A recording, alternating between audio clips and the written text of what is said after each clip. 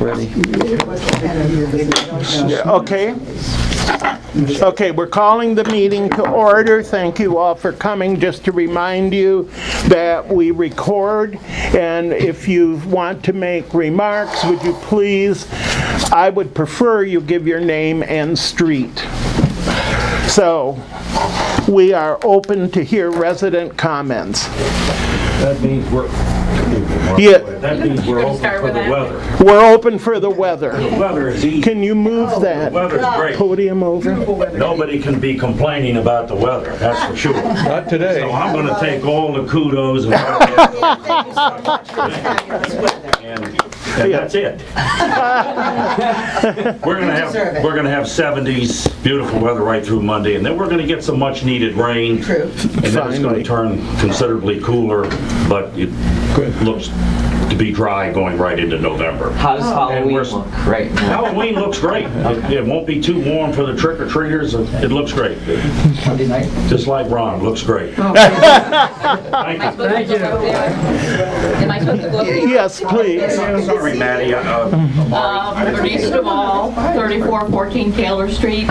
I'm actually here inquiring about the lot next to me, which would be 3412. It's between the Soluses at 3410. And my understanding that there is a contract on it. Are you all aware of that? No, I'm not. Do you know anything about this? The only thing is that I think we had spoken about it was that a few weeks ago a gentleman had called our office to ask about exactly what our requirements were in terms of the setback, but that was the last. That's, okay. That was the last. No, my understanding is, and I don't know what's provided to, the office at this point, and I have given Matt a copy of the letter that I have kept. My potential issue with it is serious water drainage, and basically what I'm requesting is to be kept up to speed should someone come up and pursue getting permits and that sort of thing. I'm not sure if some of you are as aware. I know, what do you call it? What's the name of the fellow that did Doug? consulting? No, Who? Wayne. Doug? Wayne. Wayne, excuse me. He was Okay. down there at one point after the Soluses had moved in, and I mean, like I said, I have photographs. I can go on and on, and I don't need to do that, but what I want to do is be informed, because the water that sits in there actually affects my house, because the water goes under my basement and in. And there was supposed to be some existing drainage, which nothing is proved. So I guess I was asking if it's possible to have letters go out to adjacent neighbors, being the Soluses, the Beans, and myself, whenever this potentially comes up. So And we would do that as a matter of administrative policy. okay. If there's construction. Right. Transactions, we don't know about. We don't. Okay, I know we they don't have in fact, information on They have been okayed transactions. by the county to go ahead and build. I mean, the Meskers were granted that, so the county has said that it can be built on, whereas Martin's Addition said it could not be built on. So there's some kind of go-ahead. I have gotten information from 2 real estate people so far, and Bernice, where is that again? What's the street? it's Taylor Street. Taylor, down here. Okay, Anyway, right. it's got the big spruce in the back. But anyway, I'm losing my train of thought, but I guess primarily so we know what's going on. I don't know if this follows over here or not, Yeah. but I just need to be, if they are granted to build, then build. it's going to happen. That's Yeah, the water issue. you will hear about that, everyone. Yeah, Doug would follow up on it if and when there's a request, for a permit. And the first permit would be for demolition if they're going to rebuild. There was nothing coming down except trees. It's the empty lot. It's the only lot in the whole, all of Martin's Additions that's never been built on. Currently, it is being sold by the Meskers. and- Oh, that's the small one. Yeah. Well, There's if a you question go of back- whether, Is this, there was a question of whether it was too small to allow construction on. Are you talking about the house that was moved? No, it's down on Taylor on the Okay. right-hand side. Right there. Okay, And they Between had Summit- almost between used it Summit as a and garden, okay. as like an adjoining garden. It's actually very pretty. No, Oh, by- I'm thinking by- of the wrong By thing. Martin's Additions definitions, it couldn't be built on because it's 5,100 square feet. And you all said 6,000 feet if there's never been an existing building Yeah. on there before. But I just know Is a lot that of... true? And what It's not this do you know, The definition. What's been Bert, going do you on. know what the size of the lot is, you said? It's 5,100 square feet. 5,100, that was the issue, it was too small. But Okay. the I had- county says they can, I don't know how they work it out, but they said, yes, you can go ahead with for $45,000, you can go ahead and build on it. So, Well, the minimum something- lot size in the R60 is 6,000. 6,000. feet. But Right. because it's platted prior to probably the code, it might be grandfathered. I don't know whether Martin's Additions, whether we have a similar restriction, or would the same things apply? Follow the county. I can check the county record to see if a permit has been applied. Yeah, well, I know Okay. they've gotten permission from the county to build. okay. Somebody, I mean, I guess the Metzgers through their is their real estate, We usually get a letter from the county when they've applied for a permit. The county is supposed to notify the village. no, I mean, they have, I don't know all the, other than permits per se, I don't know all the specifics. I just know the county has granted the Metzgers the right to sell it to be a buildable lot. And they have said, even though, I mean, many of our own lots for mine's about the same size in the all were, it's about 5,100 square feet.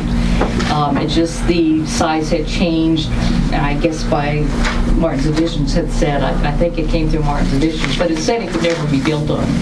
So anyway, Well, we'll look at it. but I just kind of want to bring this to attention. My Good. biggest issue is the water. I mean, Right, I love just having a lot there, but it's not my property, so. right, But right. thank you. You're very welcome. Thank you for coming and warning us. At one point, when it was being discussed whether a house could be built there, and there were suggestions that it could not, there were suggestions that the village buy it as a park, a permanent park. It's a beautiful Yeah. little area that would make a nice park. Right. So it's something to keep on our minds in the future I don't know as if there's things develop. anybody that I can talk to a little more at another time and not take up all the meetings time. I don't know if you're the person to talk. Yeah. Okay, I'm Bernice Duvall, and it's 3414 Taylor, so I'd love to talk to you. Okay, any other comments? Marty? Marty Langland, Chestnut Street, and I have two comments. The first one is about streetlights. There used to be a streetlight on the pole that's too close to my driveway. I'd love it if they moved the pole, but that's another next issue. The light was removed several weeks ago, and the new light has not been installed. And so the top of the rise there on Chestnut Street is quite dark. And my driveway and my front steps are quite hazardous because I don't have alternative solar lighting on them. So if you could please follow up on the street light that they took away, I would like a new one.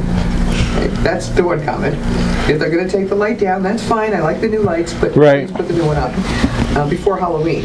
Yes. This is a safety issue, so there's a timing on that. And the other thing is about Halloween, which is I just want to put on the record that I am so proud of my neighbors on Chestnut and Taylor because the Halloween decorations are superb. And they aren't even all up yet. I love walking my dog at night because y'all have done a great job. So Taylor looks good. Taylor looks good. Chestnut's getting there. Here's to everybody who did that. Any other comments? Okay, so we're going to move on. Community Engagement Committee update. No one's here. They asked me to just report that we are going to So I can get have you- our Halloween celebration on Halloween night. We are getting pizza from DC Slices, and the pizza's going to start at 4:30 at the cul-de-sac at the end of Turner and run until 6:30. So the idea is if people want to come and get pizza early, they're welcome to do that if they want to wait a little bit.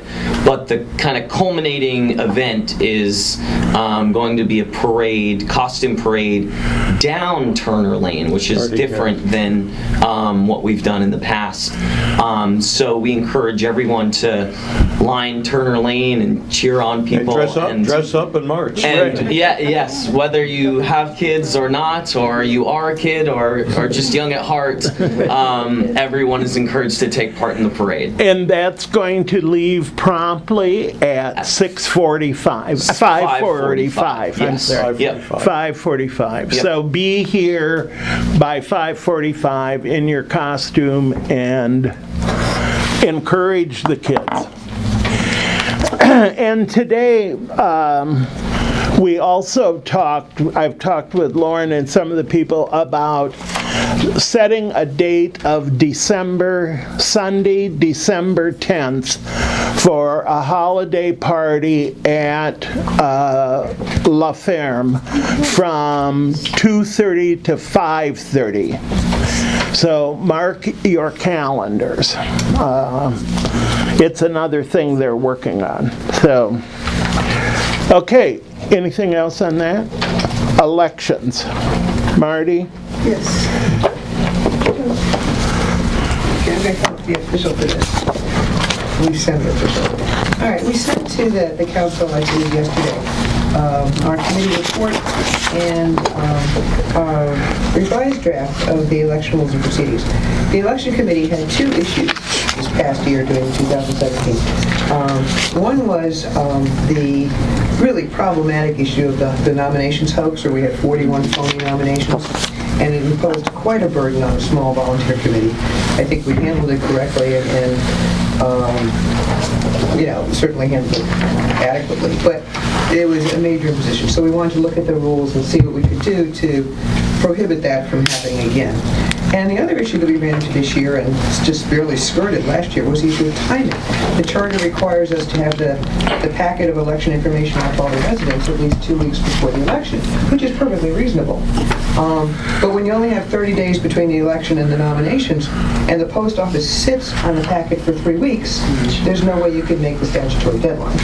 And some people missed the Community Candidates Forum because they didn't get the packet in time, although Matt and the staff were wonderful about putting announcements out on the email, and we did have a full house, but it was really problematic. And of course, we wrote letters and Matt filed a formal complaint with the postmaster, but we were trying to look at what we could do. So there are two main issues. We wanted to move the nominations deadline out to 45 days before the election instead of 30, and it turns out we need a charter amendment to do that. So in the written materials you have, we have the proposed language, which Ron very kindly helped us with, on what we would like to have in the charter. Right?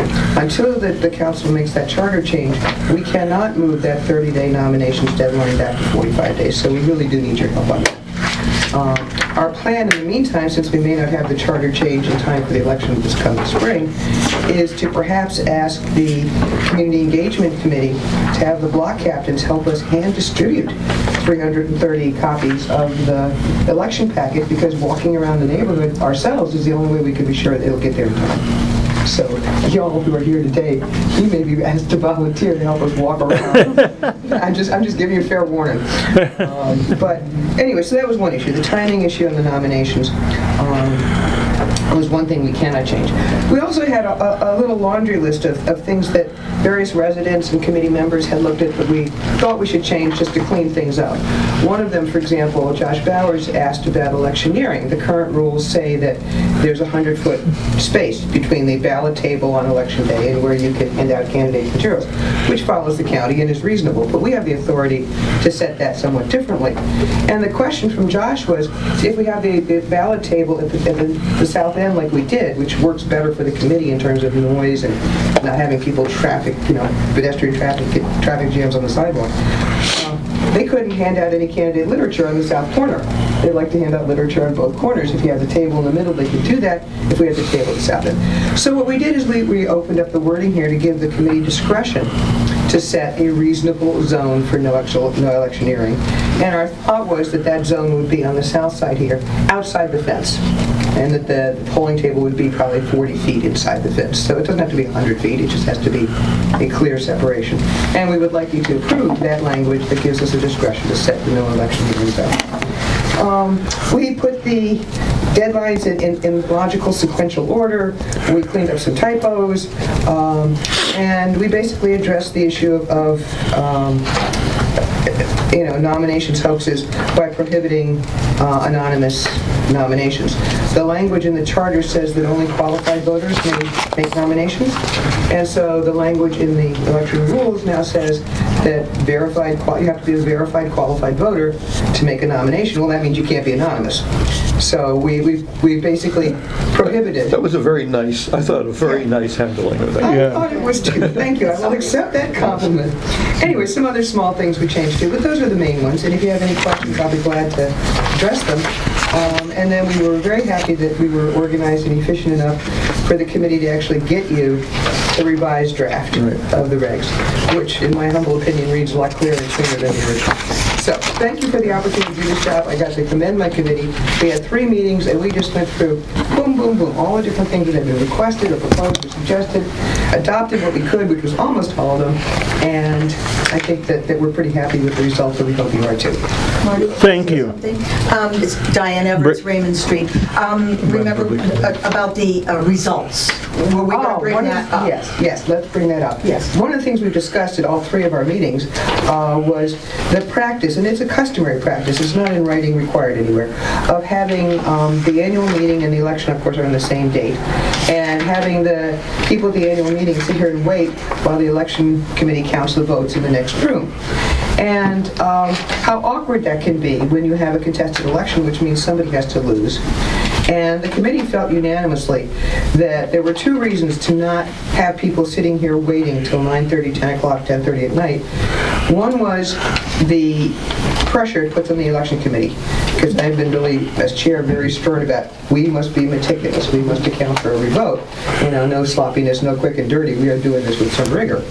And the pressure of people knocking on the door and saying, are you done yet, are you done yet, didn't help. And the other reason is just, community building, that we thought it was emotionally stressful for the loser to have to be here in public and get the bad news, that was not ideal in terms of building community, and that we'd much prefer to just announce the results by email as soon as we have them. It could be 10 or 11 o'clock that night, and then announce, put out the report the next morning like we always have done. By 9 the next morning, we have the full election report written. We'll still do that, but we decided as a committee, and apparently it is within our authority to decide this, because it's an operational thing, not to have people wait at the annual meeting for the election results and not to be embarrassed. I hope we will have contested elections, and when you have a contested election, the downside is you have a loser, or several losers, and having them get the bad news in public is not necessarily the best way to handle that. So. Is that in here in your recommendation? It's in the procedures, in their revised procedures. It's in our report. We're notifying you that we're revising that procedure in our committee report. But it's not written in the regs, because some future committee might feel differently. So this is just an operational thing, so we felt it was within our purview to do that. As a member of the council, I've already told you, I, for one, do not like that. I like the drama of an election night result announced by an election committee. And I would vote against that. Can I add something to this, though? Yeah. It's not a national election where you have the people at their headquarters surrounded by people who are supporting them. This is a neighborhood. But it's still a neighborhood event. It's a neighborhood event that people come together for. We're in a different situation. I disagree. And I'm not sure about the other council members. Yeah, I feel like we've seen some really very publicly hurt people when we have announced it. And I don't think there's a need to name how that's worked, but that I've seen people, and I've actually had people tell me, somebody from the elections committee, who said, oh no, I would never run because I wouldn't want to be told I didn't win in front of everybody. Your neighbors and friends. Right. When you run for election, there's losers. We know that. Yes. And that's one of, It's not a national If election. a village-wide email is sent out and you're still told that you're the loser, and now the whole world Yeah. is like written. You know, there's. Well, yeah, but you're not sitting You're not here. sitting- You're not You know, sitting there's an old- necessarily with all your I know, friends in but a headquarters. there's like- an old like saying the about- presidential or the congressional. I mean, they're there with their friends. It's very different, and we There's- know each other. And I think it's different. I just think that, you know, we're a small community. Yeah. We're friends with people who are running, and oftentimes, you know, you're making a choice that, you know, it almost wouldn't matter sometimes. But I think that it's tough to do that. And I I'll think go it's on the record necessary. as disagreeing. Okay. I don't know if anyone else I want wants to go on the record as agreeing. Well, we have to pass these at Well, some not she, point. well, Yeah. Marty This is says not that part of as the a rule. procedure, we do not have to Right, this is approve something- that. I thought we have to approve the You procedure. do have to prove it, but this is not a procedure. This is an operational piece, just like where we put the polling table is an operational piece. The council doesn't need to vote on that. So this comes within the committee's purview, but we wanted to talk to you about it because we knew Arthur was kind of I at one of our already meetings. told Right. Marty We had a good that, discussion at the that I with the disagreed committee. with that. But the committee, you know, revisited this at our last meeting on October 12th. And again, the vote was unanimous that we really don't want to be having people waiting. We don't want to announce it in person. It was too emotionally divisive. And we... Only for one person.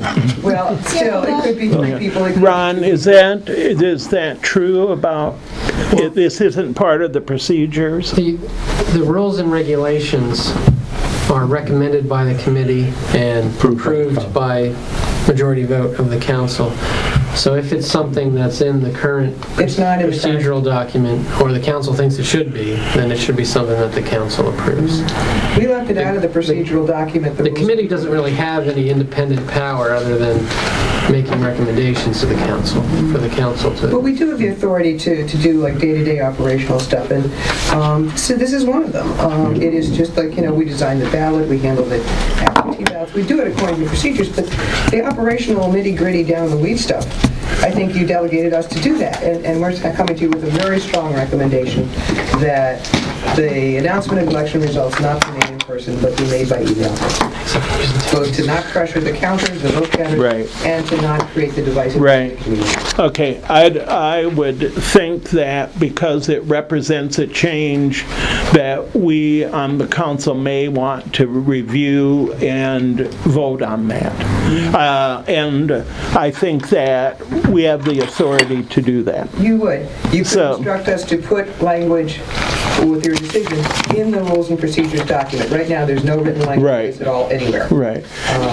And if there's no written language, it's the committee's decision. If there is written language, Right. you need to insert it. So, did you think that would you vote no?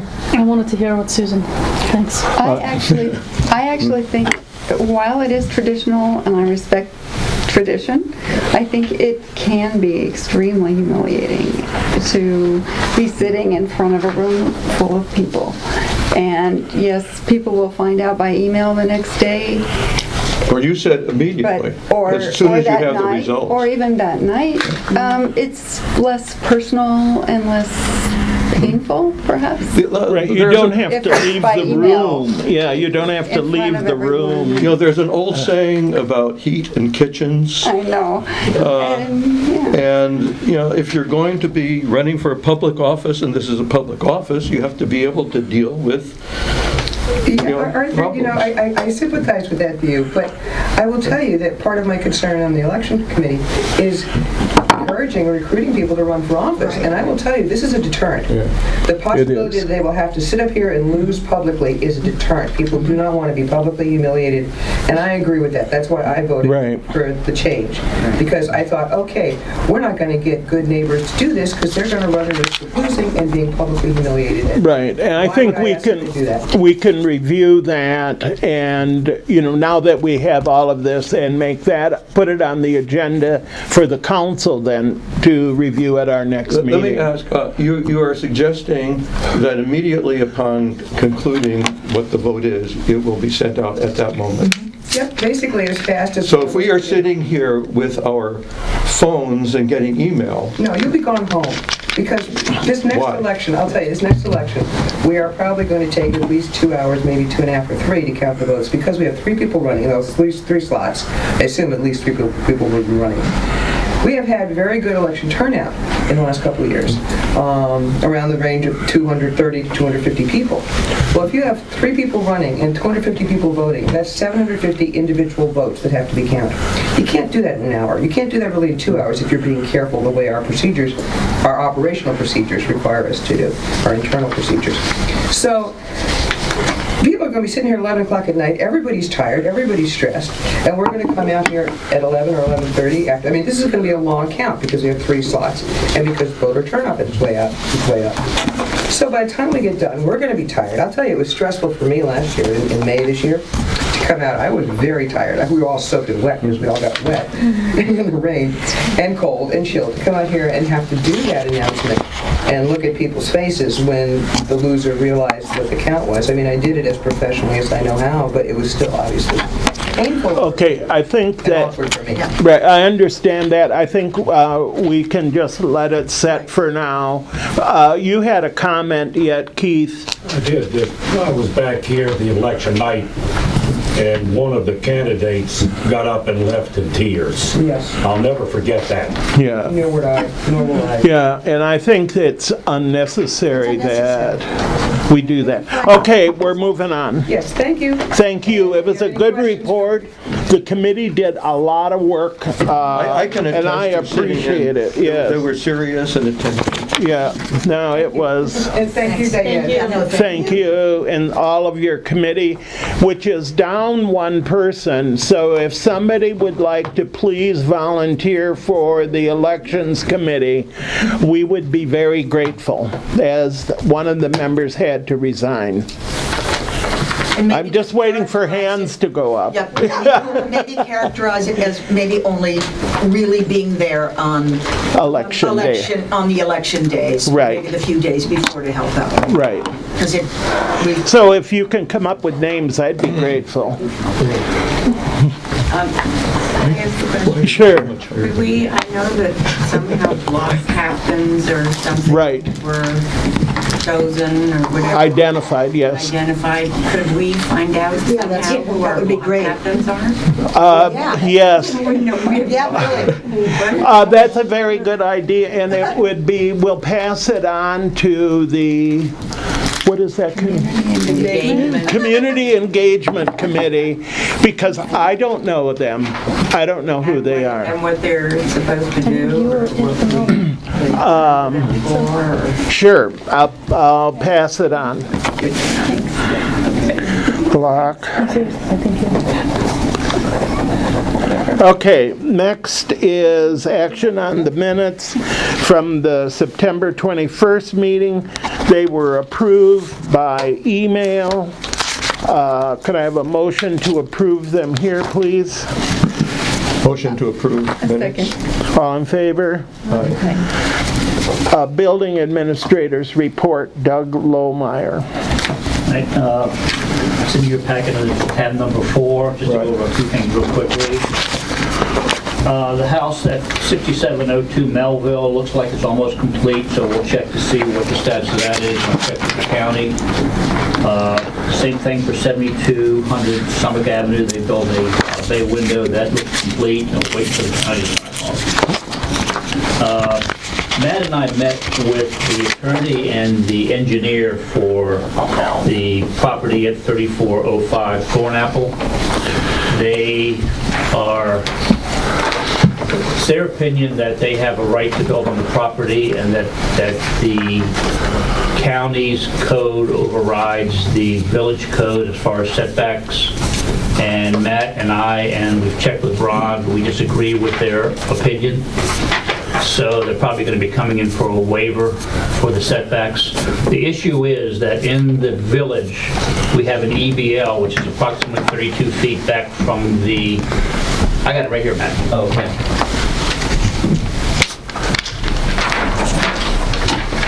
Just for clarity, this is the second house on the subdivided lot, Yeah. correct? I'll show you this.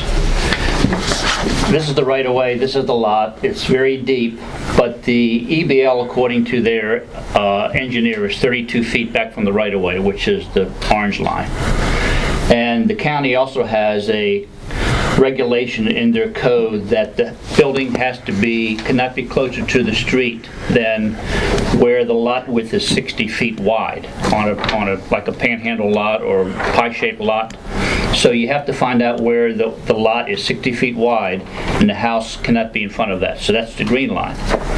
So say that again, the house can't be in front of it. Cannot be in front of it. The lot has to be 60 feet where's the wide. green, let's see the green line there? Right here. Right, okay.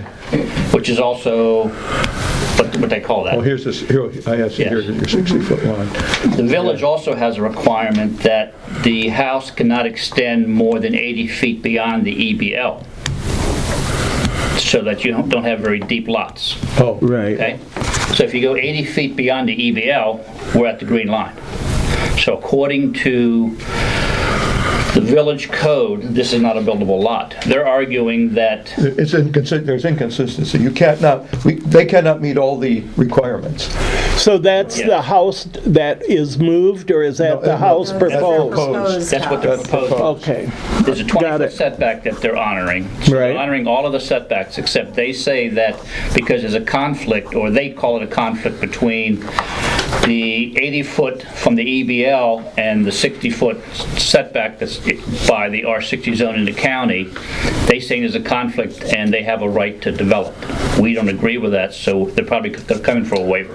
And in fact, they did email this week when I told them that they would, our code should be read as written, and therefore they would need a variance. They asked for the paperwork to do a variance. Well, this is just the sort of thing a variance is intended to handle. Right. Yes. So to back up Doug's point, probably they'll be filing paperwork to hope to have a variance here, maybe even at the next council meeting. Yeah. Okay. Did I say that right? I think so. Ron, did I say it right? Yes. Indeed.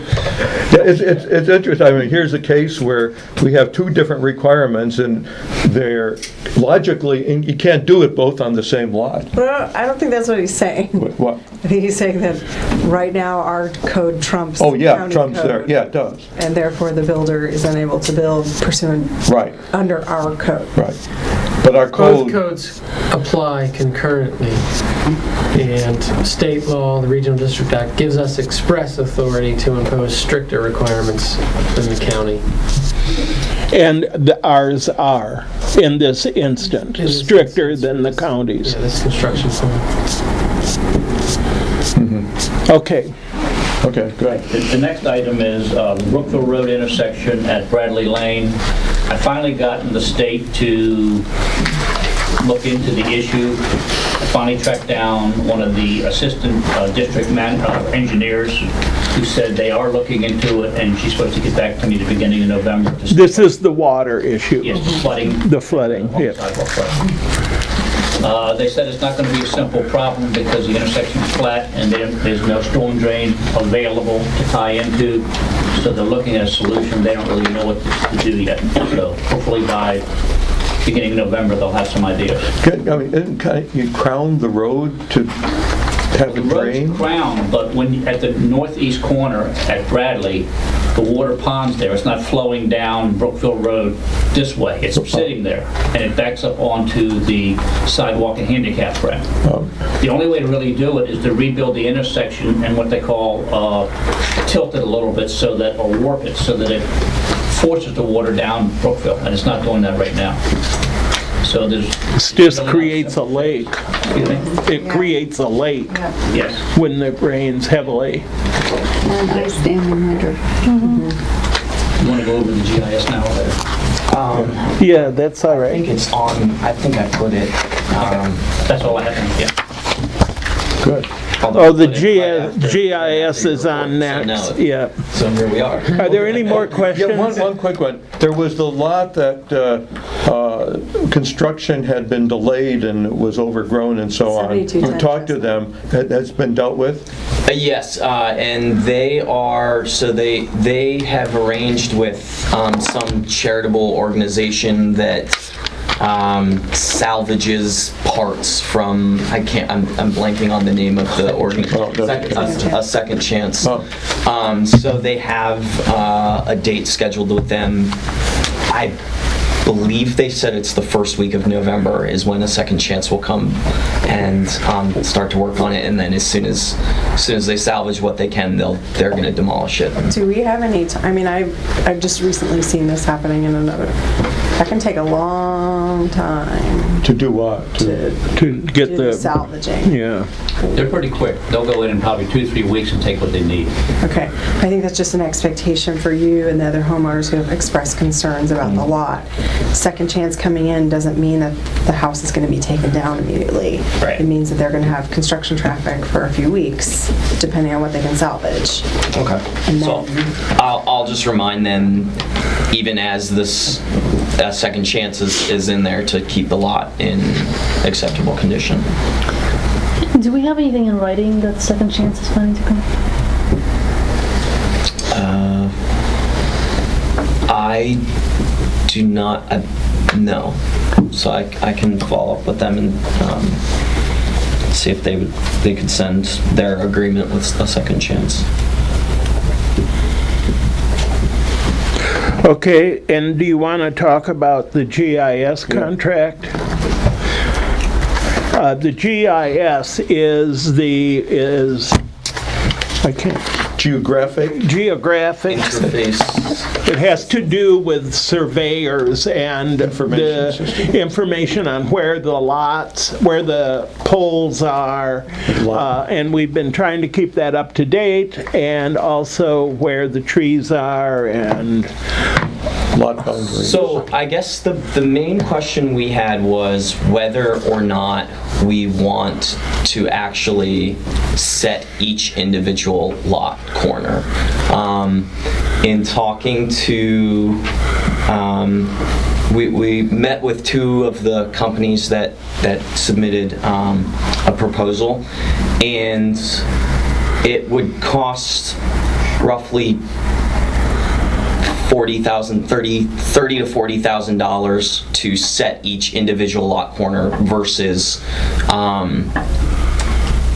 set the each street kind of on its end and recheck the work that AMT has done in the past. Wait, one quick. When you say lot corner, is that just the ones abutting the right-of-way, or all lot corners of the lot? 4 or more? Abutting the right-of-way. Just about those abutting the right-of-way? Right, yes. So if each house has, right. Right, 2. Didn't they do that before? They did. Yeah.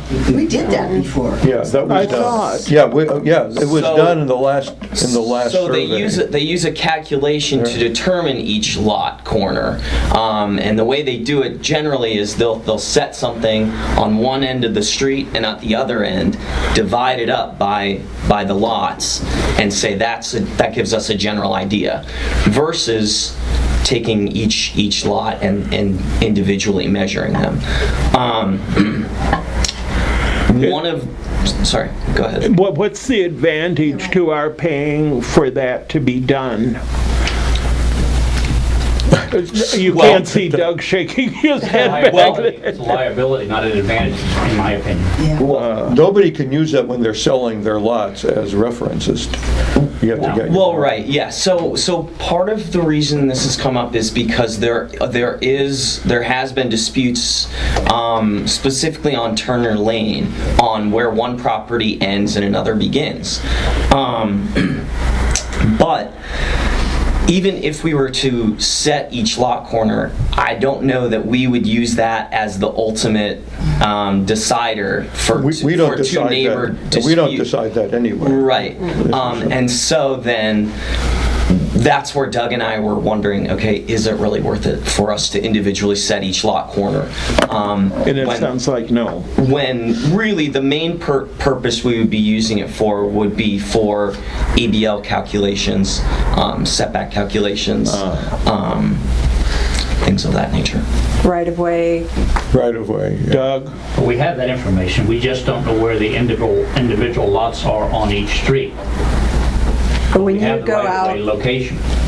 When you go out, can you tell me X tree is Ron, my neighbor's yard, my yard, or the right-of-way? How well can you do that? Village tree, let's call it a village tree. If you, and I didn't have washback, but. Well, we could- pour it Separate in your issue. bottle if As you far want. as But where it's- I'm people's gonna property throw it lines out. are. But I it's can't tied stand it. into- I was very surprised. Right, we can locate the village trees as a survey operation No further. as it relates to the right-of-way. But we don't care whether it's on your lot or his lot. That's between you two. Oh, I don't care, yes, but you can tell Unless me. it's on all three, which we've had come up. Right. Isn't, excuse me, Diane Everett, Raymond Street, isn't, when you sell your house or you do something to it, aren't there surveys? Yeah, but that's your Yeah, responsibility. exactly, but then that's there, and if we Right. have that, and that's kind of, Well, isn't that sort of the bottom line? Well, usually that's just a house location survey, Oh. which isn't accurate for purposes of determining boundaries. It only Interesting. satisfies the lender to know, yes, there's a house on the Okay. lot. Huh, Not, So then how do people know if we're gonna say build a fence. fence or, not a garage, A shed. a shed and it's supposed to be 7 feet from the property line or something? How do you know where that is? How do you know? with a boundary survey, which is a higher level survey, more expensive and And so the It has a homeowner margin would there. have to pay for that? Correct. To have that done in order to put up a shed? Well, I believe Doug will correct me if I'm wrong, I believe the code says if the structure is within a certain distance to the estimated property line, you need a boundary survey. But you don't always need a survey, I believe.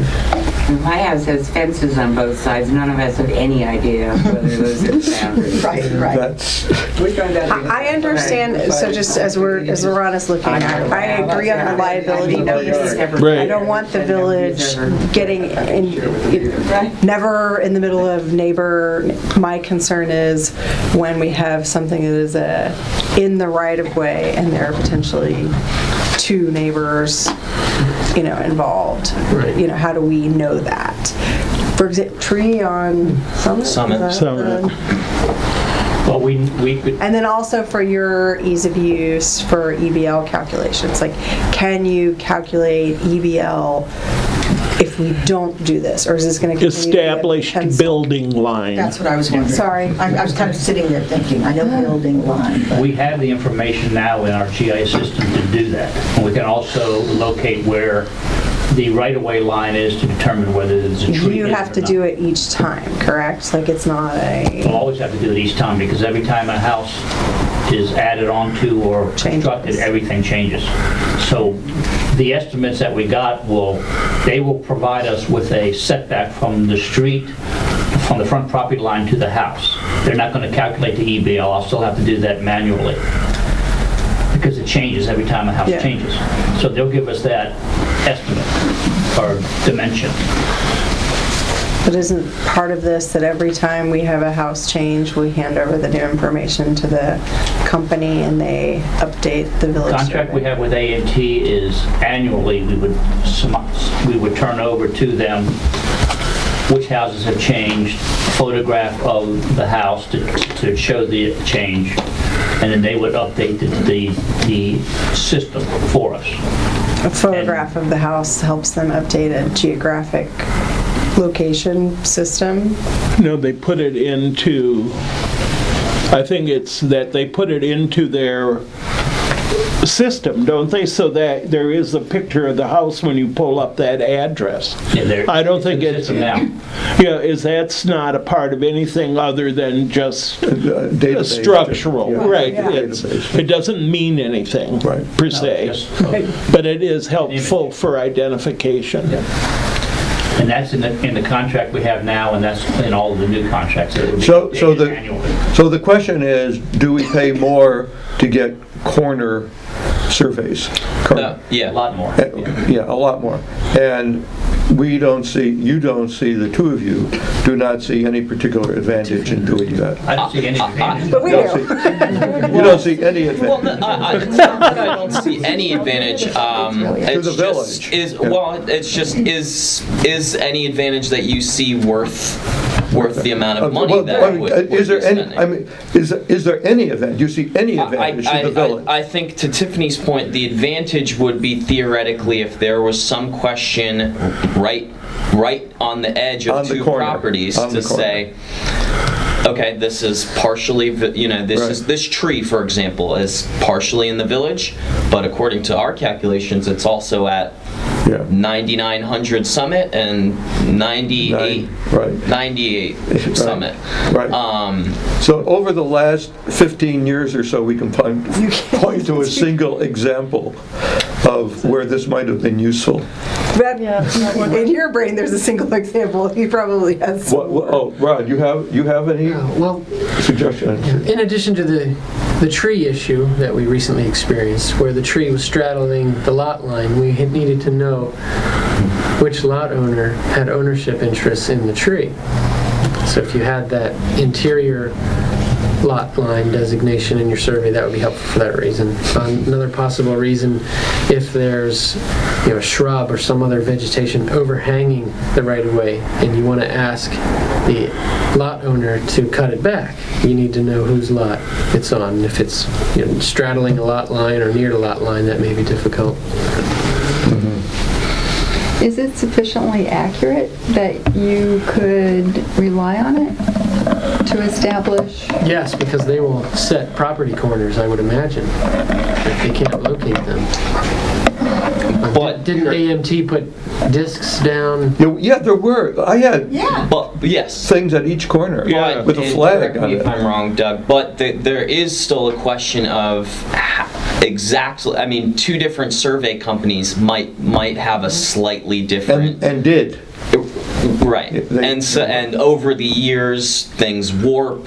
The ground, moves. The sidewalk will Warp, yeah. move ever so slightly. That could then change things. Right. And yeah, I would guess that in any circumstance like that, where there really was a question, I'm not sure that us having that in our survey data is compelling enough to make somebody that would fight it say, Right. "Oh, you have it in your you're system." right, we'll do it. Then I do trust you. Right. Yeah, I agree with you. Don't do it. yeah.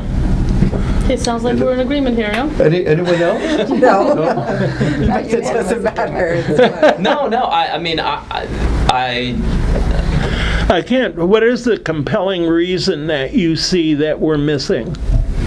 The cases that you Tiffany or just Rob? gave. With the tree, Well, one of them was a hypothetical case, and another one was an exact case, We have, but it's one just of those one actually tree. arose in the comments on the survey. I read the text comments on the survey. the hedge. Shrubs in the right of way. But yes, there are a lot of comments on the survey on But that- various topics. We did. But I mean, that's another example of, we have, Sorry, and another reason that just came up. So, we used to have in our code, and to answer the resident's question, the code provides you need a boundary survey if your construction is going to be within 4 feet of a required setback or 2 feet of a lot line.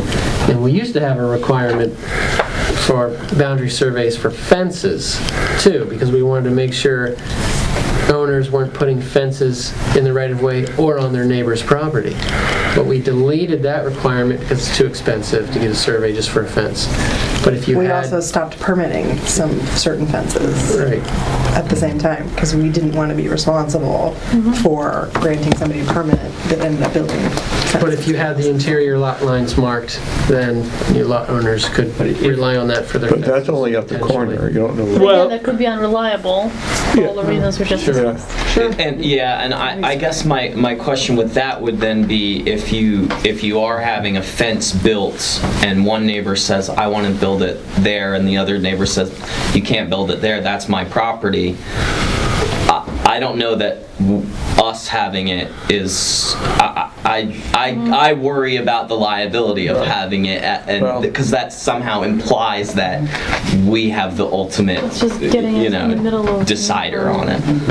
That would be my word. To address Ron's situation, if they or if the village needs to have a survey of a particular situation, We could do we can get that for $1,000. I don't see we're spending $30,000.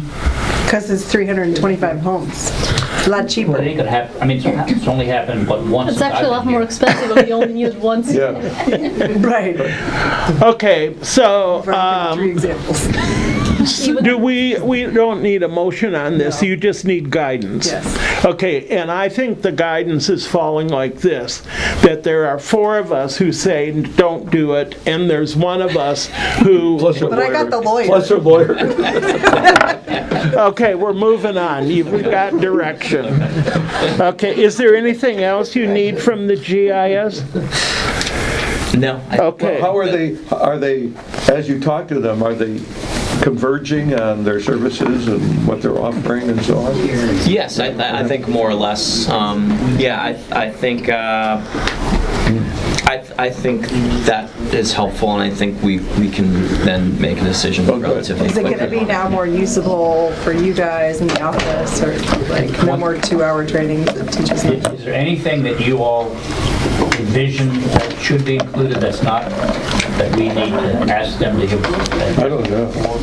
So I don't remember all those included. I know at one point in time we discussed all of the new water, sewer, right-of-way trees, houses, street lights. That's all in there. Good. And I was able to talk to somebody at the Maryland Municipal League Conference from WSSC, so I think we will be able to get the information from them. Washington Gas, it's a lot more It's a national complicated security because, issue. right, exactly. Right. Yeah. Okay, let's go on to the 3, for the 24th time, let's discuss the waiting 7 days. The county issues a permit, which we need to see before the village can issue a permit. And we currently have language that says the village has to wait 7 days before the village permit can be issued. And do we want to continue to have that 7-day wait? Ron thinks it was put in, am I putting words into your mouth, I don't know yet. why did you think it was put in? I'll let you answer it, then I won't be putting words in your mouth.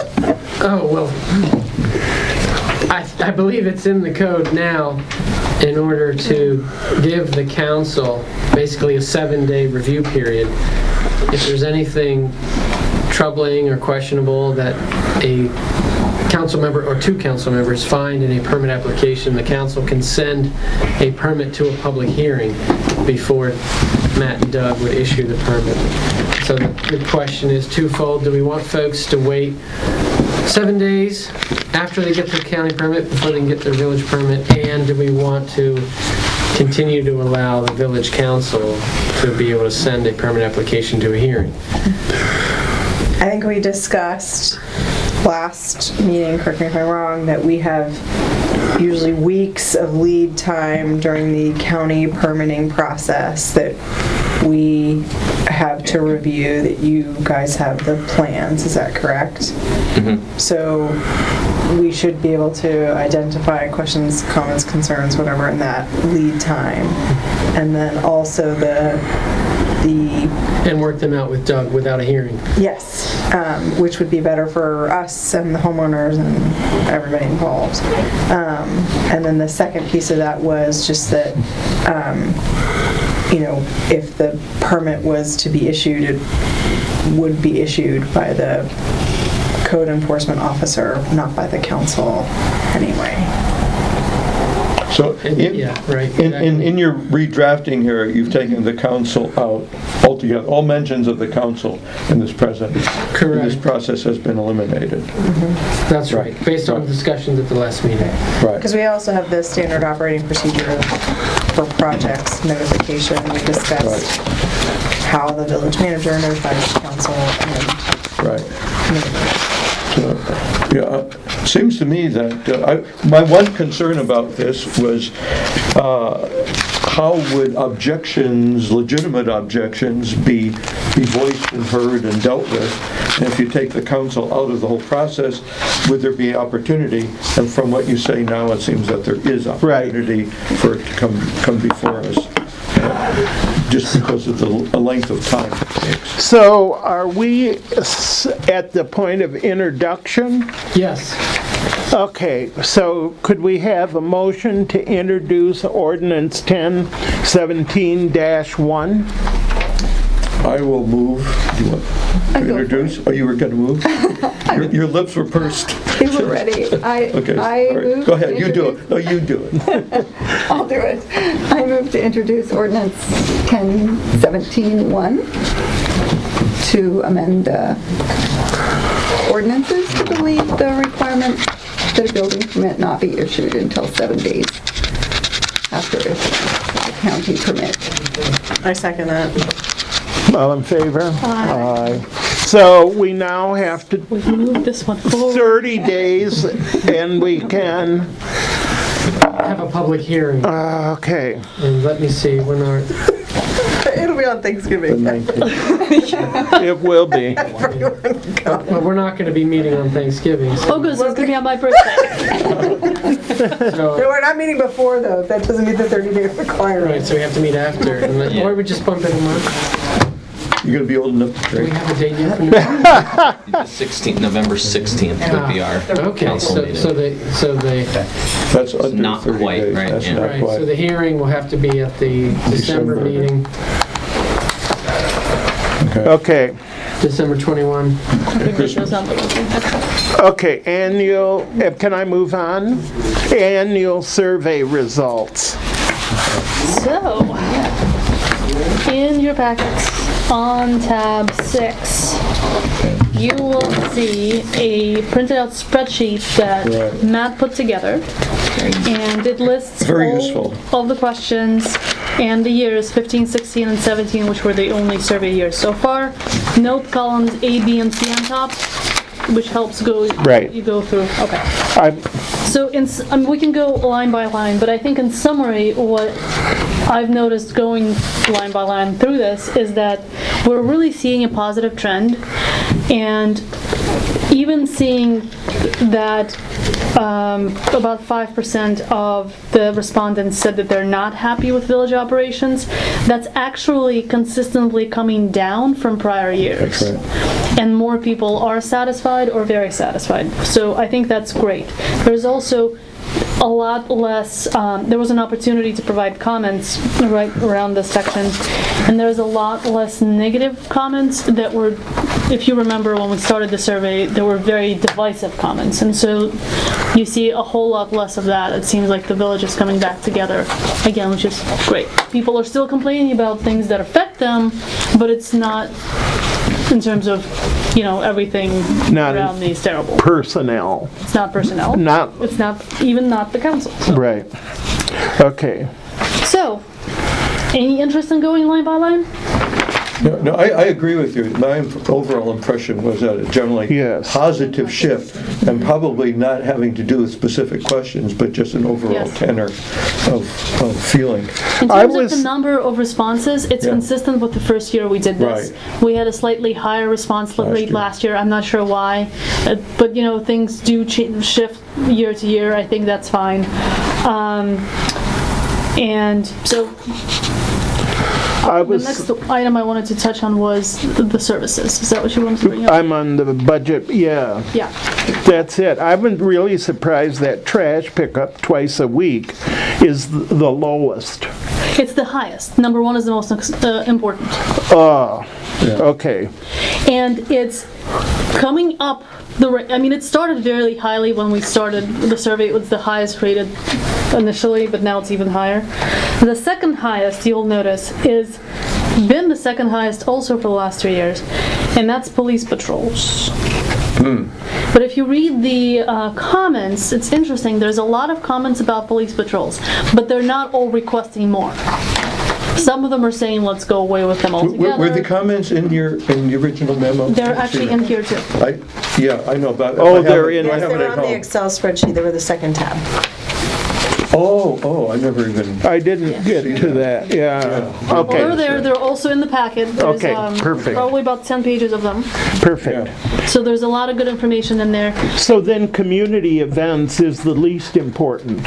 Right, again. And yet people seem to be happy about them and providing very good comments about what else could be done. That's an interesting thing. It's a very interesting thing. I think that when if people have to pick what basic services they're used to, they will probably pick those, but they also want to have a community and talk to their neighbors.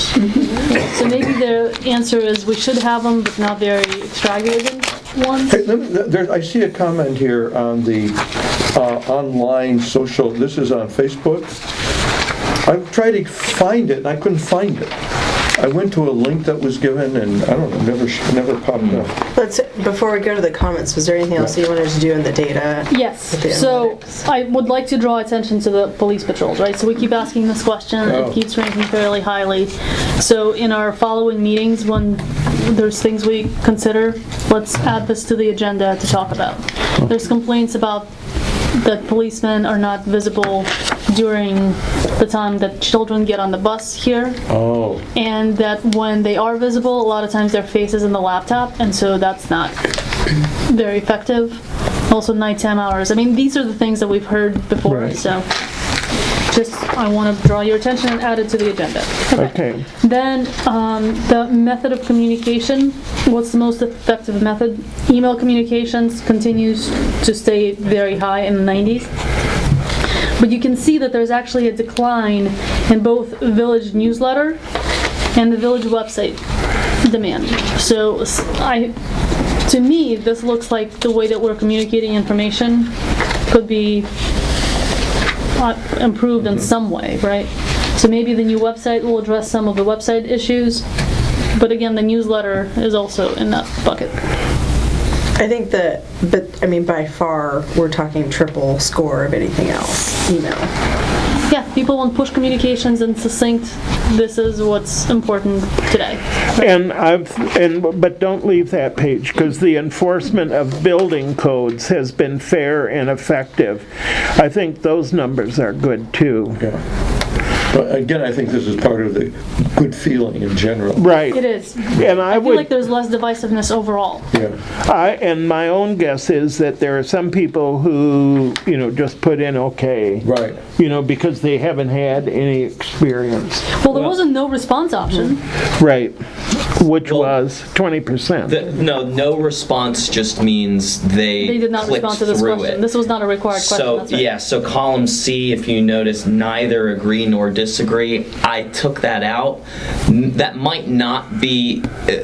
That's part of why I left column B in there as well, because neither agree nor disagree could mean I think it's okay, or it could mean I don't really have an opinion So actually, on it. column B, I feel is the most efficient way of looking at the data, because column A includes cases where someone started the survey but didn't finish it, and it's possible they started it again later and finished it. Okay. So if you look at B, they would be submitted responses, so someone actually has gone through the whole thing and may have chosen not to answer some of the questions, but at least they saw the whole thing and submitted at the end. Okay. So, but C, neither agree nor disagree, is hovering around 50%. And has been. Right, okay. So. Okay, moving on to... Maybe that needs to read in a way that has your personal experience with the enforcement of the building codes, so that if you haven't had experience, you're not rating it. We could, Do you know what I'm? yeah. But that yeah. would skew the numbers and we would lose the ability to track back to prior years. So And you also something want we- to know, some people might not have directly, but their neighbor might Right. have, and they yeah. might have an opinion on Yeah. But that's How- your how- personal experience. that's. Well, But that could still shape their idea of how it's done. So what are we really trying to get to? What people are thinking, or how would they assess only their personal experiences? I think that a person's opinion could be skewed based on what they hear on the street, right? That They one had- complaint, and people There's usually I complain. believe the enforcement of the building codes was very effective. Right, so that could be It's a subjective someone statement else's. It is. Okay, moving on. All right, do you believe the election was conducted in a fair and open manner? Just want to draw attention to that. That it started off in a very good spot with 90% of the respondents feeling like it was last year, and this year it's moved to 95.7%, which is great. That's, Thank you, Elections Committee. yeah. Yeah. And then we had the question of, I think this is kind of interesting for statistical purposes, how many people attended the various events. Right. So we have a nice distribution there. Wine tasting being the least, but it was also Right. the first year, so. And obviously we had a respondents from at least one from every street, so that's good. Okay. Bradley was very good. So was Raymond. Yes. Percentage-wise, they're correct. And We was do there- have a lot of houses, so do have that's a lot not of surprising. So, Okay, so in reading the comments, some things I just wanted to point out is that there were a lot of positive comments. So that was really good to see. I feel like there were even more than in the past. There were several comments on social media. The fact that some feel split between the new Facebook page versus the other sources of information. And then some don't like the listserv because it's not official. And also, that's kind of a split information. 7210 Chestnut Street had more than one comment, just the vacant lot. So we talked about that. What? no, he was just laughing at that. Vacant lot is, It's the one that's the tear down. It's like a Yeah. coming to it too. Okay. Police bros, again, police talked about roads. People are not happy that the roads have been in bad shape. Right, so I think that's probably Quincy and southern streets that have not been. Yeah, Quincy and Raymond hasn't been done either, has it? Yeah, but Quincy is in horrible shape and Yeah. Well, they And our did, potholes have been fixed by Wayne. yes. Trash collection is very popular, even in the comments. People keep insisting that they want trash collection twice a week. From the back of their house. From the back of their not house. Do not front. move it to the front. Not front. Leaves, several comments on please keep the leaves. Oh, and the vacuuming That's what I'm talking about. is amazing. I hate to say it, it kills me. It kills me. But Yesterday, they was it did a yesterday? really Yesterday great. was a- On our street, your house was the only one with the leaves pulled in front. Jack was saying, I have to put them out there so people see that we can do this now. But they really went through with blowers. I just think they did a The great street job. cleaning. No, the the leaf vacuuming. Yeah, the street, I completely forgot about it. The excitement of the week to me. yes. Were you out there with giving them lemonade? And I should have been, unfortunately I wasn't at work, but I should have been doing that. Jack should have been doing it. yes. He was also unfortunately working somewhere else, but yeah. Okay, and just good ideas for events, so when we think about what we could possibly do, there's a nice list of good. Well, and you should forward that then to the committee, Yes. Entertainment. Community Engagement Committee. the Community Engagement Committee. So Matt, could you do that, please? Yes. And would you help me remember that they need to publish the names of the street captains? Yeah, I Okay, because I Yep. will not remember to write her. Okay, any other comments? I was really, congratulations to the staff. I think there were a lot of compliments for Yeah. the staff being responsive. Intelligent and intelligent. You know, there were a couple of things that I think are areas we know we need to work on, and we're going to work on those. But I think that overall, there were lots of specific comments about you guys being responsive, so thank you for that. And I think personally, I mean, the things that I'm hearing from residents about both Matt and Tina of being available, accessible, quick response, very nice, and that it's a welcome change is what you hear from a number of people. One The quick same on the survey. on communications, on the emails that you send out informing people, are those all posted on the website too? Because No. somebody said, gee, I got an email about it, but I can't remember what it is. I'll go check on the village website. No, not necessarily. Because I think I looked once and it wasn't. I can't remember what the subject was. Right, But I think sometimes- if you send out something, it ought to be there up on the website for people to check on. Okay. Yeah, that's okay.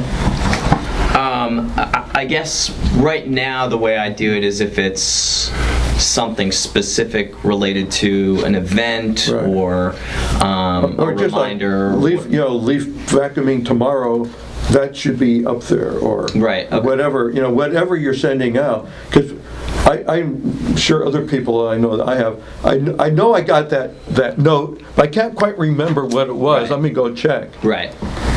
And it's easier to go back and check on. Yeah, and so if you go back to the village website to check.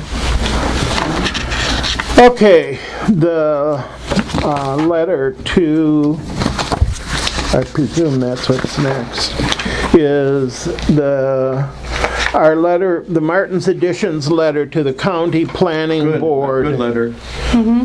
Comprehensive, Thank you for putting it together. thoughtful. Yes, Matt started it and did an excellent job. Okay, and you see some pictures. We're going to select some of these pictures to send. Right. I think the one with the school bus. The Oh, one yeah, with the that shows- equipment in the street. Yeah. And the stroller? Yeah, the stroller, Yeah, the woman stroller going actually down the walking middle in of the street. With two because she- kids. The bike, right. Yeah. Yeah, no, I think that, but I think my concern is that some of the people on the planning board don't even know what Brookville Road looks like. No, this is helpful. And so, yeah, I really am pleased Wayne did a good job. Yeah. The road comes so close to the sidewalk. So it's the corner of. See how the sidewalk and the road are like right, I mean, Yeah. they're inches from each other. Is And that? there's no protection. It's right here. Oh, right. Yeah. So if we can yeah. get someone walking and a car passing yeah. right by them, Yeah. I think that's huge. Or maybe someone with a stroller. I don't know. Right. Yeah, But it is. something that, I mean, anything from here But, I mean, down. inches, right? That's like Yeah. 6 inches. Right, So, yeah. you know, a bus could easily hit someone. Yeah. A truck with mirrors. Right, yes. Okay, is it all right if we move on to financial? Yeah, we approve the letter. I mean, do you need approval or anything? I don't think so. Okay, I hope you've had a chance to read it and have your edits, if any, in. Otherwise, it's off. So, Well, it has a so few just. edits. Oh, wait, Just to be Susan okay, is so gonna. there might be a few more edits, and Susan, we'll send yeah. it out next week, early next week, Monday or Yeah. something. And I like that. think what we send out, Matt, we should send out the letter to the whole community. Right. So that they know what we've sent. And I also think can you download the picture on it too, so that they see what pictures we've sent? Sure, absolutely. Yeah. And do Should we talk also- about which pictures to include, or is this a general idea? Right, Or no, are we you sending can, all of if them? you've got pictures that you think are really important to include, you should just mark them and leave them here with Matt. Yeah, that's fine. I can also give you a link to the Dropbox that has the pictures on them if you want to take the weekend to look them over or whatever and earmark the ones that you want. decide how many you want to include. And, Right. Would you, This is actually excellent in showing that it doesn't fit in the lane. Right. Which one is that one? This picture on the first page, Oh, yeah. it shows that trucks do not fit in their lanes. They're so right, Yeah. right, yeah. No, that's good, and I like I almost feel like we should put circles around it, like, look here. Right. I also like this one with the garbage truck of, Yeah. where the cars are backed up. I think that one's good. And I love And the the one stroller in with the middle of the lane. Yeah, stroller, I Yeah. think speaks the volumes. school bus making the corner, Yes, that's a good one too. I think is really amazing. Or just show the ones we don't want to include. Yeah. But there's also this one here with the van, with this Suburban. Look at how they have to come into the lane. So, which one is it? I think that there are a couple that you might want to look at Oh, on yeah. the second page that are a little bit misleading because it looks like the road is 3 lanes wide, Yeah, this one. whereas it's really parked. Right. Right. And Yeah, because there's kind of there's a sort There's a of wa- make-believe turn lane there or something like But it's that. not there, no. But I think this is really helpful. I think Wayne did a good job, and I think you should tell him that, how pleased we are. This one is one also I really like with that school bus Oh, right yeah, here. yeah. Of where the school bus is literally stopping Into- traffic because they can't make it. Yeah, they have to go through 2 lanes. Yeah. Like the whole road to turn. And I think again, partly we're saying this is so narrow. Yeah. And so, okay. Good. Good letter. And financial report? Financial reports. Our expenses have been considerably greater than our revenues in the first 3 months because we haven't got much revenues, and we won't until the end of November. So this is expected. There's nothing unusual about this. It's when the payments are made from the state income tax.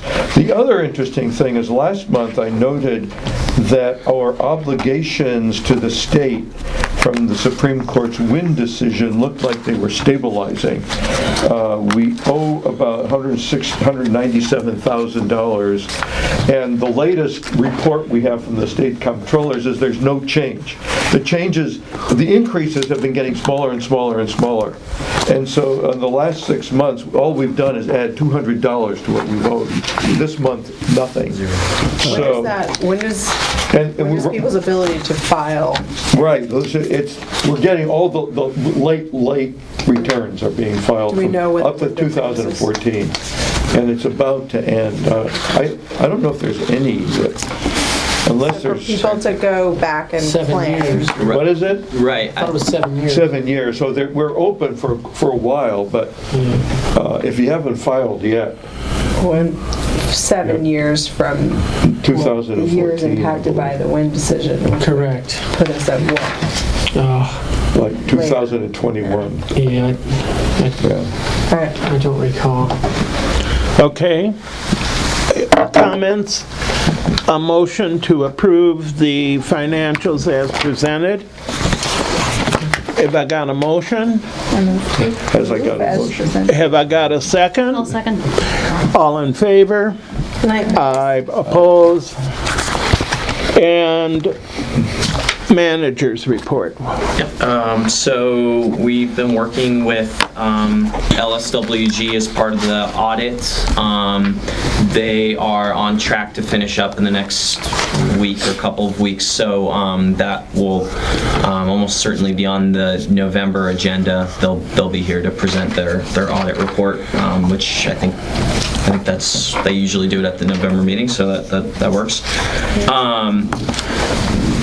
Just moving down, already talked about the Halloween party, so I'll just say again quickly, encourage everyone to be there. There's going to be plenty of pizza to go around, so come in costume, and should be And cheer the parade on. yes, and be sure to support the parade.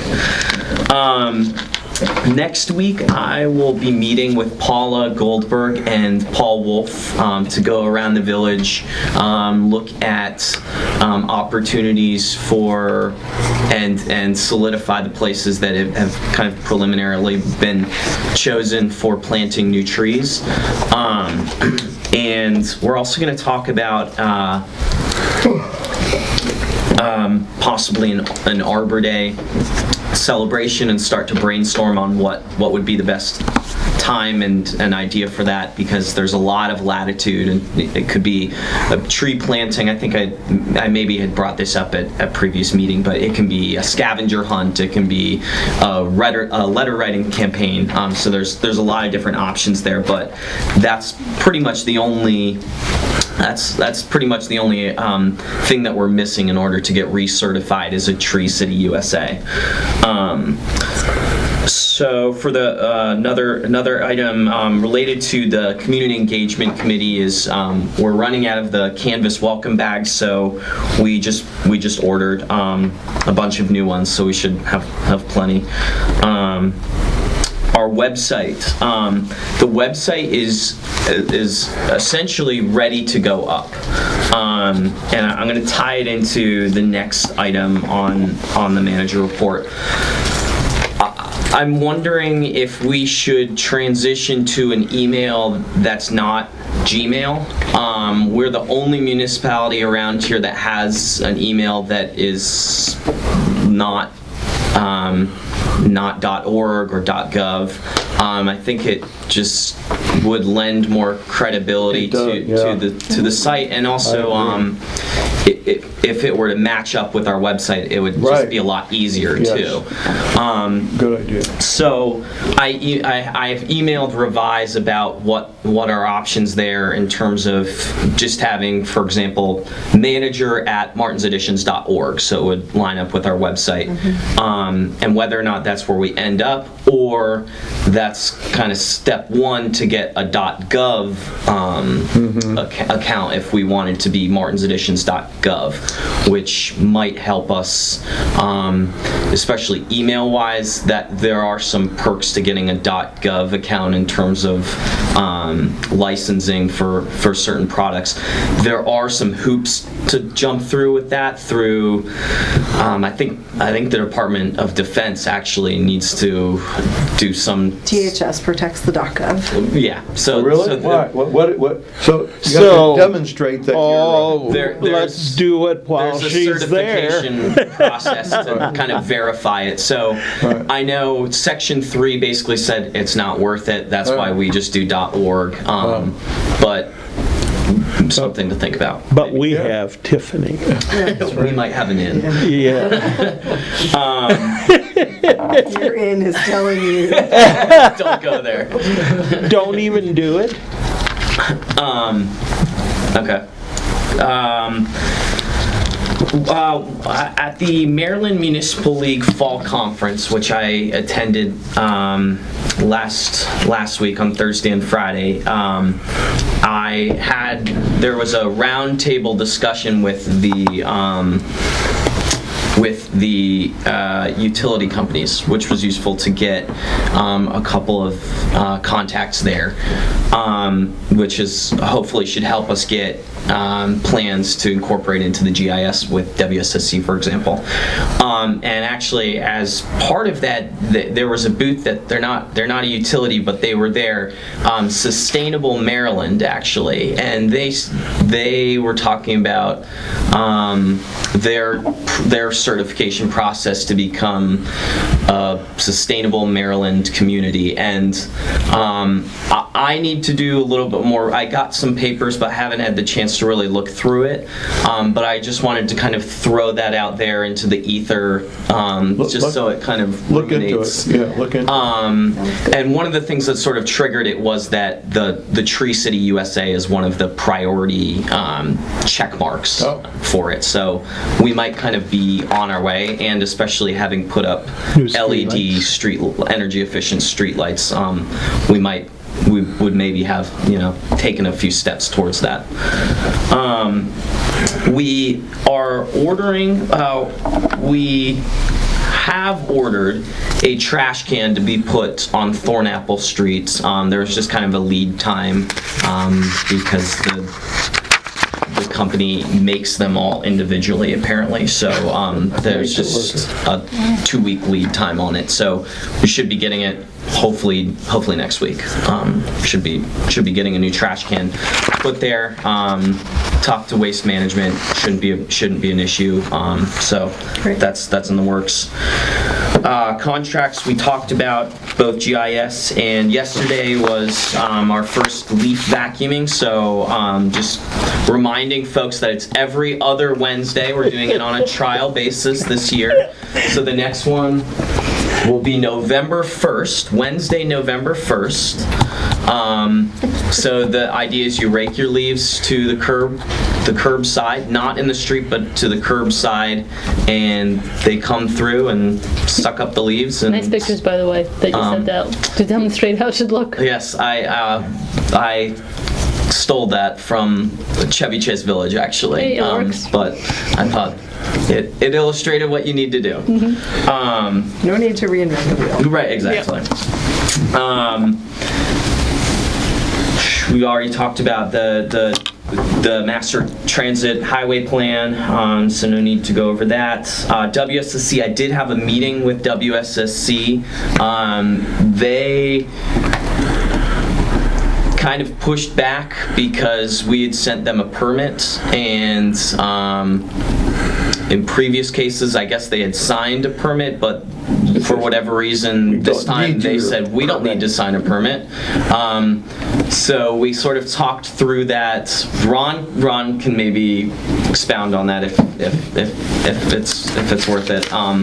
But apparently they don't need to negotiate with us necessarily, but they are in good faith, so they're sending over a memorandum of understanding, which incorporates essentially all the things that we had talked about in the permit in terms of where to park vehicles, work hours, things of that nature. But they still don't have any dates or any contractors. They're still saying December is when they're hoping to pick a contractor, and then they'll start after that. Our main concern is going to be, and that was one of the things that we're trying to work into an MOU, would be once you start the work here, finish the work here, so you're not doing a little bit of saw cutting one day, leave for 3 months to go finish another job, then come back in May and finish up. So we want them to get the work done here as quickly as possible. So. Is that enforceable? If we put something into an agreement, is that enforceable? If we find them. If WSSC agrees to it. Right. But depending on who you deal with at WSSC, you may get different willingness to cooperate. In this instance, we had to negotiate with one of their in-house counsel who took the position that because they're a state agency, they don't have to get a permit, which is true. But in the past, it's just been done as a matter of courtesy. So fine, we enter into an MOA with them, set the conditions we want in the MOA. If we chose to try to get them to agree to a penalty system in the MOA, but I don't think they would agree to that. No, so. What's an MOA? Is a what? Memorandum of Agreement. Oh, agreement. Okay, moving on. So yeah. Kind of already talked about trees, so we've begun removing trees, so the next step is to then plant new trees. Street lights, they've begun to be installed throughout the village. How many? We have finished on Summit, on Delafield, on Thornapple, Turner. They removed lights in front of our house and down the street. Is that why it's pitch black? Yeah, yeah. I mean, it's pitch black. I really hope Like, that your they'll house, put them up. in front of your house, is still up there. But that light goes off and on. That light, yeah. Can we have the make sure Sometimes that it's wherever they on, remove sometimes the it's lights, dark. they're up by Halloween, because that's kind of scary. Yeah. Well, but somebody who was here earlier, was it? Marty. Marty that said their lights She's out on there Chestnut. too. And are they done on Chestnut?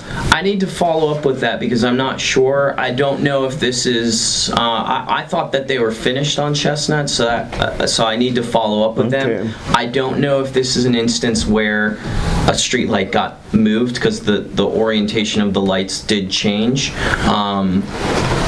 but it shouldn't be significantly darker in front of her Right. house. Yeah, The because reason we No. chose it was so that the light would be more More evenly consistent. distributed. bus drive I would The- say some of also, the can you streets that have check, new lights I so went, we can see I walked around last I'm sorry. weekend, Can the North council End, bus checked it out. somebody back drive through some There are of a the few streets posts before? with sure. the old We can lights, check out. at least Yeah. when I went to look. Let's go up. So- Yeah, we'll And go they're up still the lit? summit They're lit? Yes. And do So I wanna make sure where that Marty we're lives on Chestnut. Going I out, think. if they're Okay. saying they're done. Council bus, that I we was so agree with confused. them when they say that they're done Yeah. with a certain street. Yeah.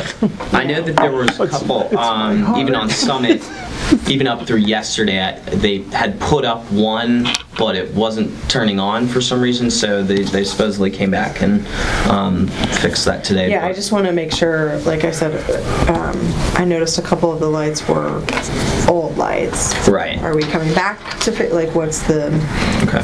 because if they're saying, oh, we've finished a street, let's make sure that we agree with them that they've Yeah, finished a street right. or not. Yeah, But I agree also with Katya's concern about Halloween coming up. We need, we need lights. you know, don't take them out if you're not going to be able Right, to put so them out before if they're old Halloween. lights, that's fine, but we just need some kind of lights. Yeah. We'd prefer to have new lights. Yeah. I think they look nice. I'll say Yeah, the yeah. new lights. Have you gotten any resident feedback? I know there were a couple of residents who were concerned about Positioning of the. positioning of lights. Have you? Has there been any calls in? Do you have something to say, Keith? Keith is one of the people I actually have talked to, so I can let him speak for himself, I guess. But I've spoken with various people and walking around, and I think people like the new streetlights. Do you, Keith? I give it a big thumbs up. Because it just is better illumination? Better Or, illumination, better coverage, but subtle. Okay, good. That's my opinion. I think it's Right. fantastic. thank you. We love that one. It's interesting that in the survey, there were comments that were anticipating not liking the lights, but then there were no comments that I actually hate them after they got After installed. they got in. So maybe that's an indication that Yeah, they're... yeah. Yeah, so, and as it continues, I guess I'll say sort of on the record here that we invite, feedback, so if Right. people have opinions, please let the office know. I'm sorry, I think I cut you off. I know there were some people who had expressed concerns as they were going up, and I wanted to know if there had been any follow-up since they had been up.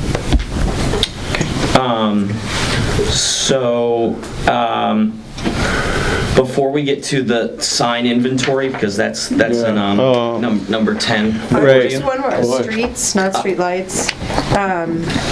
Since we are going to be waiting again, I want to be hyper vigilant on Quincy and other streets that have not Been been repaved. repaved. We've had residents who've What been can we very, do? Like, yeah, they've been very patient. Yeah. So just making sure that, we're not going to repave the streets, but whatever we need to do to make sure. temporary interim stuff. Okay, so, we'll just sort of, We might want to just send a note, can you send it to those streets that weren't repaved? Yes. And just say, that the council and you are well aware, of the constant delays. And we didn't want to pave the street just to have it torn up. And we had thought WSSC was going to go much faster. And appreciate your patience, whatever.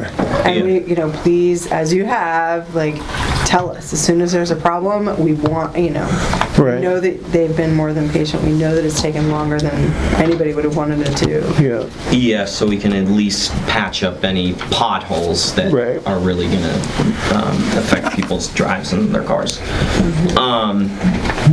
So before I get to the inventory, I just wanted to say also that there are plans to redo, and I know that comment was seen a couple of times on the survey as well, the intersection here of Taylor and Brookville.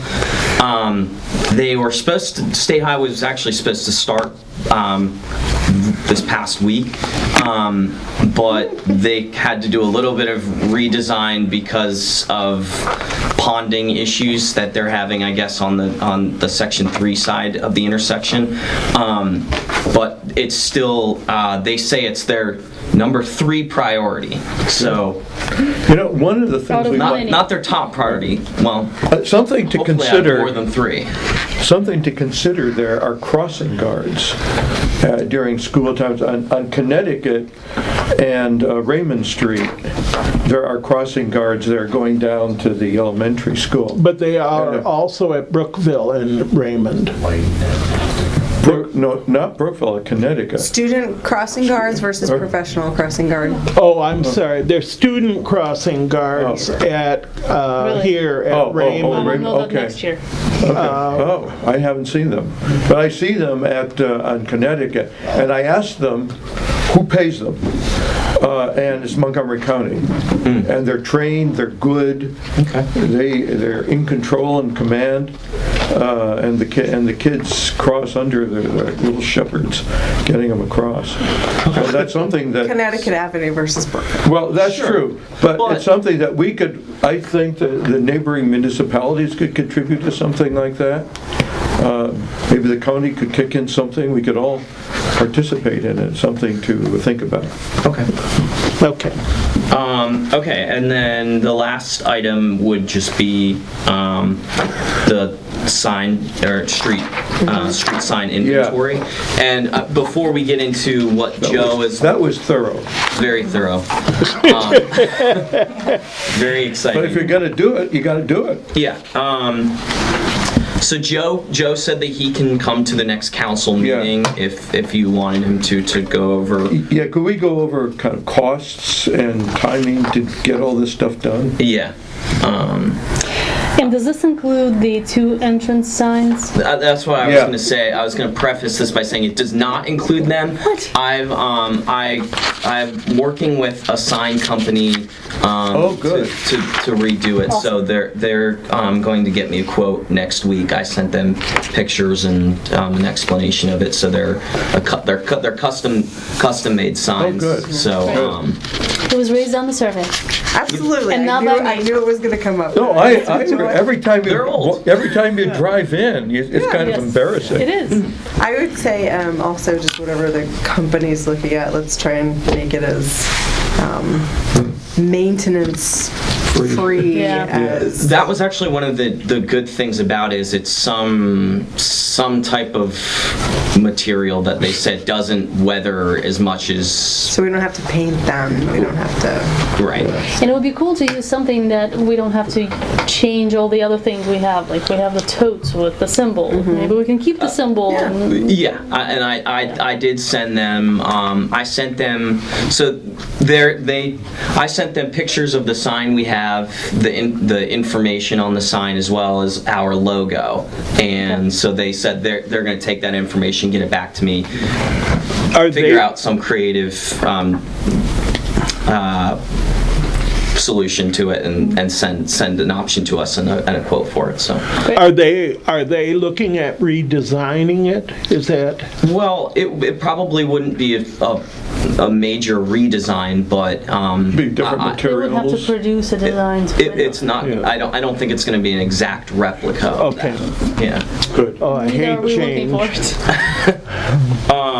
Paint chips.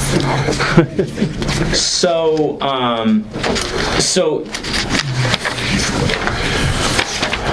Basically, the way that Joe explained these was, I guess it's fairly intuitive. A means it's in perfect shape. B means it's fine. C is Needs work. maybe. D needs replacement. Because D seems to be slow children playing.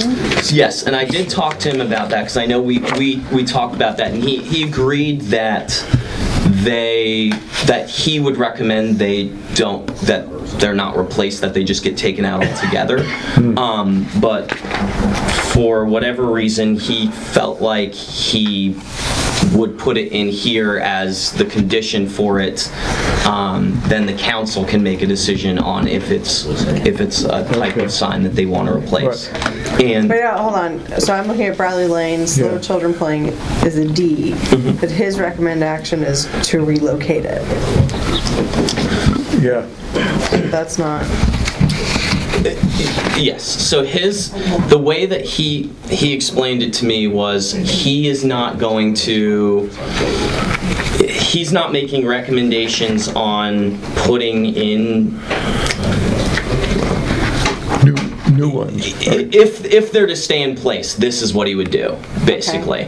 But he agrees with you that the children at play signs, for the same reasons we've talked about, probably shouldn't be there.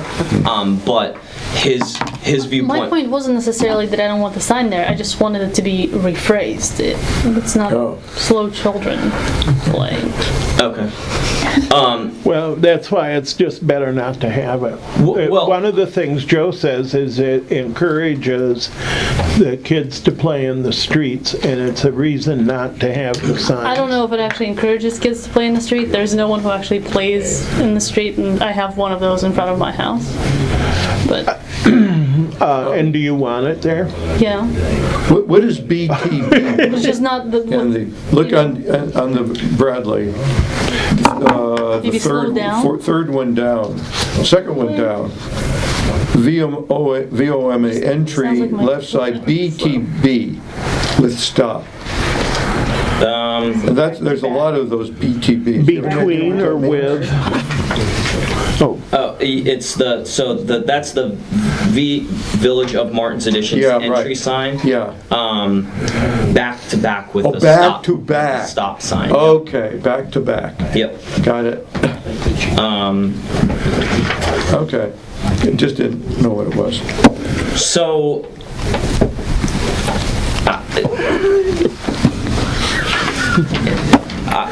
I guess I don't know exactly what You're seeking direction on this? Well, I don't know. We need cost. Do you want Joe to come to the next, or do you just want him to send over I think we could just get a costing. and get an idea? Okay. Yeah. Okay. I think for anything that he's also proposing a replacement of, I would associate, like, what is it being replaced with? Because if we, as, 5 council members of the village, have never seen the sign before or don't understand it all, then we need to it might be the newest and latest thing in traffic engineering. Right. It has to make sense. Well, over on the right-hand column, he had like a 12 by 18 inch, I guess, no parking symbol with arrows. But that's not a picture. Right. Yeah. It's hard to know. Yeah, pictures would be good. Maybe just a high-level process of like what would it take to replace all these? How long would it take? Yeah. How long Do we buy them and Wayne puts them up? Does Joe put them up? What's the... So the high-level process, just bullet points. So I think Joe does. As a contractor. Yeah. And I think that our contract actually caps the cost of it. I think there's something in our contract. It could. I mean, that would be lovely. If it's, I can't remember if it's with putting up the signs. Now I'm doubting myself. If it's putting up the signs themselves, or it might have been the creation of this list actually. But one of them says not to exceed X amount of dollars, basically regardless of how much time. Are we fixing the misspelled Brookville? Yeah, he says remove sign. Okay. I love it. Misspelled, peeling, text, bent, dirty. And So it's misspelled, but you can no longer see that. you can't even see it anyway, so. So is Brookville have the E in it or not? At the end, but not in the middle. Not in the middle. It has at least one, but not more than one. Okay. The name changed historically, you probably. Oh, did that? No, it did not. So we'll give Ron the Brookville. Yeah. Yeah, you could That would actually be neat, yeah, put it in my bar. put it. Actually, I would say, like, what is the appropriate, that's another question I would ask him, what's the appropriate thing to do with the signs, or not, like, does he have to dispose of them if someone, Give them to you the know, town attorney. Oh, if that's an idea, someone souvenirs. wants the, Yeah. is that a good idea to do? Yeah, Bad sure, idea to suggest do? it as a souvenir. Let's ask him, though, because Auction them off. stealing Yeah, that's even better. street signs is unlawful. So just want to make sure that Who wants it? No, it says Raymond Street. Why would it be unlawful to sell a Raymond Street sign? Ron can name a beer after it or something. like that. Okay, anything Okay, else? moving on. Anyway. Moving on. Anything else? Other than the last thing I'll say is just bulk trash pickup is on Saturday, November 11th. So if you have an item that you want to donate to a wider circle, let our office know. it was in the comments too. I think maybe some folks don't know about Yeah, so maybe the wider circle. Okay. I know that we put up signs about bulk trash pickup, but also I don't know if we can, add a line about a wider circle, or if Yeah, I it think- loses the waters down the sign. Yeah, I can think of ways to better sort of advertise that. I think part of the challenge is that we ask people to let us know about bulk trash items so that Waste Management has an idea of what they're going to come pick up, but at the end of the day, if somebody puts out an item for bulk trash, Waste Management's going to pick it up. Versus a wider circle, they ask for a week in advance notice. So usually if somebody calls that Monday or even Tuesday, sometimes they can come, but anytime after, if somebody's clearing things out and waited until... So maybe that's a good thing for us to back out a timeline on, right? Right. Like, if the pickup is this day, we send a reminder the week before that says reminder, and a week and a half from now it's going to be bulk trash. If you are choosing to X, then Now, quick thing back to the signs. Did Joe has he intimated how much this might cost? The material and the installation and everything? No, I didn't get a chance to talk to him very much about it, unfortunately. He sent it to me on Wednesday. So. Okay. Well, if you do get it, talk to him or something. Okay. Yeah. Just get it. I would like to know what's the ballpark we're talking about here. Okay. Okay, anything else? A motion to adjourn? I motion to adjourn. Go. Aye. Oh, that's right, resident comments. This is for Matt, this is directed at Matt. If we win Monday night, I want to see burgundy and gold socks. All right. Sounds good. I'll wear my burgundy and gold tie on Tuesday. Plan on it. Okay. Good night, everyone. Good night, thank you. Thanks for coming. Thanks for the weather report.